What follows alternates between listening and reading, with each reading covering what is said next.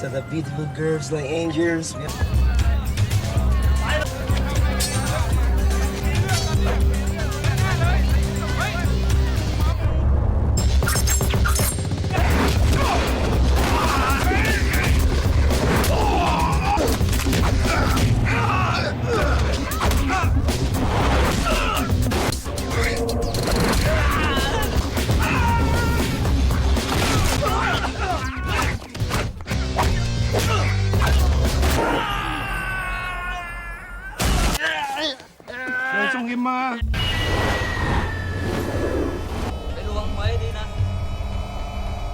Sunti, are you in the mood for a dance?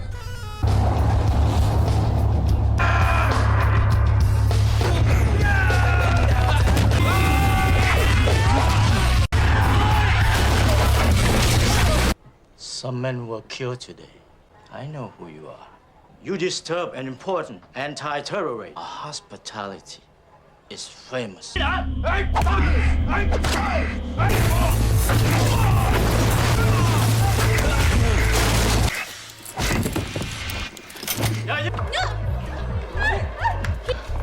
What's your problem, Junior? Oh, you think you're tough, huh? I work for Club, not you. Listen, why don't you go back to your own genetic puddle? Dick. Get out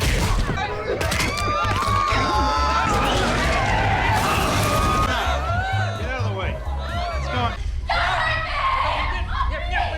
We will execute them within 76 hours. In 1994, CIA agents Jake Hopper and Sunti are stationed in Thailand, where they quickly learn the local culture, adapt, and successfully carry out their missions and collect intelligence. A few months into their post, on one of their missions, the agents meet with a local gang leader and calmly advise him to conduct his business peacefully. But soon, an altercation breaks out, and the agents are ambushed. Despite being surrounded by numerous thugs, the agents defend themselves well. Then, Sunti tries to get away while Jake covers him, but takes heavy fire from the thugs who chase after him. This forces the agent to return fire and accidentally ends up killing a young mother. Sunti is devastated by this, rushes to the poor woman and tries to help her. Then, unfortunately, the thugs catch up to him, shoot, and gravely injure him.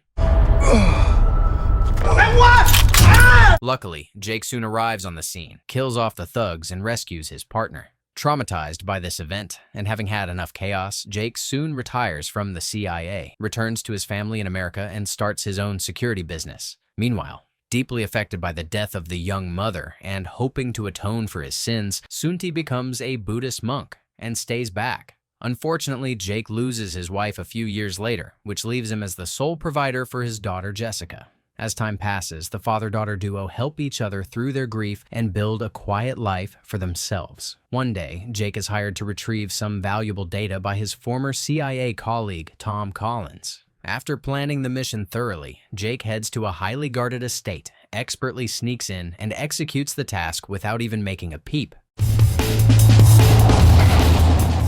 A few days later, Jessica travels to Thailand for a hiking adventure with her boyfriend, Bryce, and her best friend, Sarah.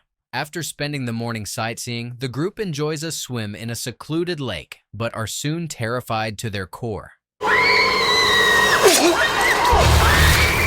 After the death of their tour guide, the girls are kidnapped by the scary men, while Bryce is fatally shot on the spot.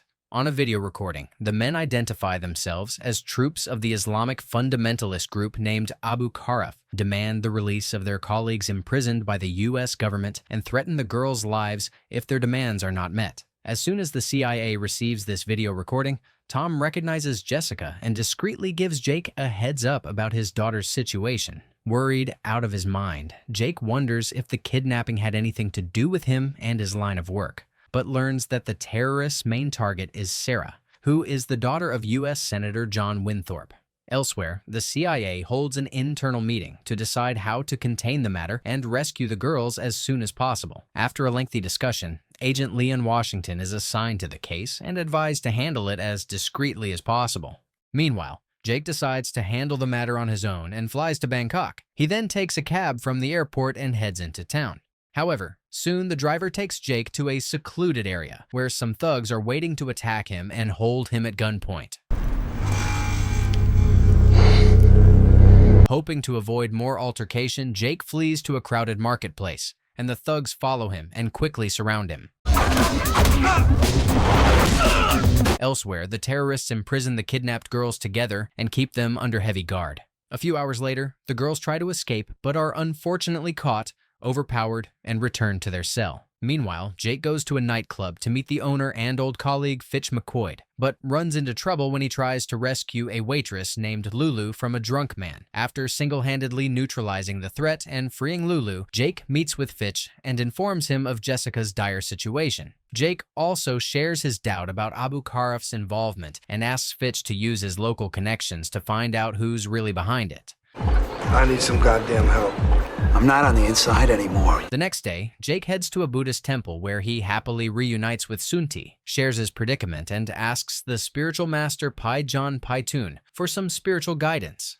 On the other side of town, Agent Leon arranges a meeting with the head of internal security and promises the agency's full backing and support in exchange for some intel on the kidnapping. At the temple, Sunti is deeply troubled by Jake's predicament. And after weighing out the options and remembering that he owes his old partner for saving his life, he meets with Paijan Paitun to discuss his past and informs him of his wish to give his vows back and to leave the temple so that he can help Jake rescue Jessica. Elsewhere, Jake returns to the hotel, sees movement in his room, and bursts in unexpectedly. I come to bring you food. Did Fitch put you up to this? Later, Sunti joins Jake and suggests using an arms dealer named Fernand Zadir to get to Abu Karaf. Hence, the duo head to Fernand's club, where Jake boldly approaches the feared arms dealer and orders him to arrange a meeting with the leader of the Abu Karaf named Moncol. That evening, Jake meets with Fitch and asks him about Fernand, but he denies knowing the arms dealer. However, Lulu overhears this conversation, discreetly pulls Jake aside and informs him that Fitch is deceiving him. Later that night, as requested by Jake, Lulu discreetly spies on Fitch, gathers information, and reports back. The next day, Jake and Sunti head to the train yard, hide, and quietly observe the arms deal between Moncol and an assassin named Lena, who works for the rebel military general, Jantapan. The deal goes through successfully, and both sides proceed to leave. However, despite the heavy security from each side, Jake notices a hidden sniper preparing to kill Moncol and becomes conflicted as he doesn't want to lose the only potential insight he has to Jessica's case. After weighing his options, despite gravely endangering both himself and Sunti, Jake shoots and kills the sniper. As soon as the shot is heard, all hell breaks loose, and all the heavily armed security men start shooting at each other and at Jake, who, together with Sunti, defends himself well. After much bloodshed, the police arrive and arrest everyone on the scene, including Jake. At the police station, the captain accuses Jake of sabotaging an anti-terrorism raid and orders his men to attack him, which soon backfires. Agent Leon arrives during the standoff, apologizes to the captain, takes full responsibility for Jake on behalf of the CIA, and escorts him out of the station. Outside, Leon warns Jake to stay down and leave the rescue mission in the capable hands of the CIA. Elsewhere, in the dead of night, one of the terrorists tries to rape Sarah, but luckily, Jessica bravely interferes. Hearing the commotion, more thugs enter the cell and try to kill Jessica, until it's announced that both girls are needed alive for the potential success of their mission. Get the body out of here and leave her alone. On the other side of town, Lulu returns to her apartment and is utterly horrified to find her roommate brutally murdered. Traumatized by the ordeal, Lulu goes to stay with Jake at his hotel, and the two start a relationship. Meanwhile, the captain visits General Jantapan at his mansion, informs him of what happened at the station, and gets a warning of his life. If this happens again, you will be the apple. Hoping to get to the bottom of what's going on, Sunti and Jake plan to meet Fernand and head to a local warehouse. However, when they arrive there, they are shocked to see that Fernand and all of his men have been murdered by Lena. Before they can fully process this, Jake and Sunti are ambushed by a group of men who come out of nowhere. The Abu Karaf soon make another ransom video, in which they reiterate their demands and give a new deadline. We will execute them within 76 hours. Then, as Sunti and Jake despair, wondering how to proceed, Jake receives a mysterious new message. Jake and Sunti then meet with Moncol, who thanks Jake for saving his life, confirms that the Abu Karaf had nothing to do with the kidnapping and that it's all been a setup and a power move by General Jantapan. As he puts all the pieces together, Jake realizes that the general wants to take over both the weaponry and drugs trade in the country and had planned to pit his rivals against the CIA so that they can all be wiped out, leaving him sole control. Then Jake is devastated to realize that his friend Fitch, who also aspires to climb up the ranks in arms dealing, worked with the general to kidnap the girls. Furious, Jake rushes to the club to confront Fitch. How you doing? Great, how are you? Then an altercation breaks out between Sunti and Jake on one side and Fitch and Lena on the other.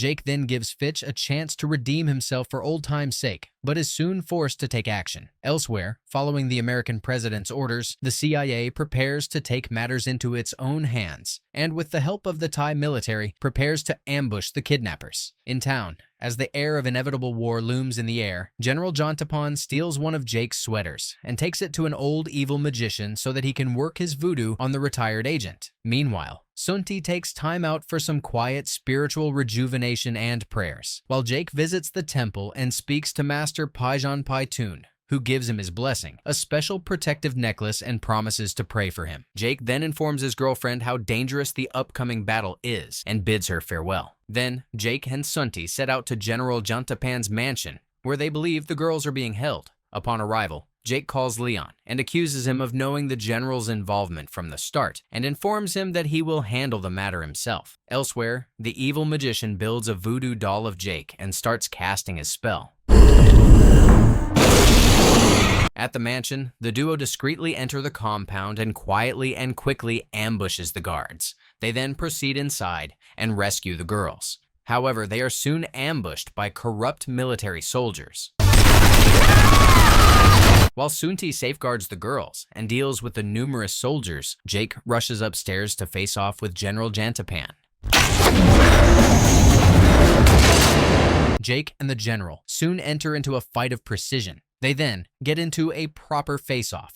Unfortunately, the voodoo starts to take effect, and Jake loses his necklace and is cornered. Luckily, at the temple, the Buddhist monks gather together to pray for Jake and counteract the evil magic. The intense fight continues as both fight for their life. Good triumphs over evil, and both the general and the evil magician are killed. Jake then goes downstairs and is happily reunited with the girls. However, his heart is broken to see that Sunti is fatally injured.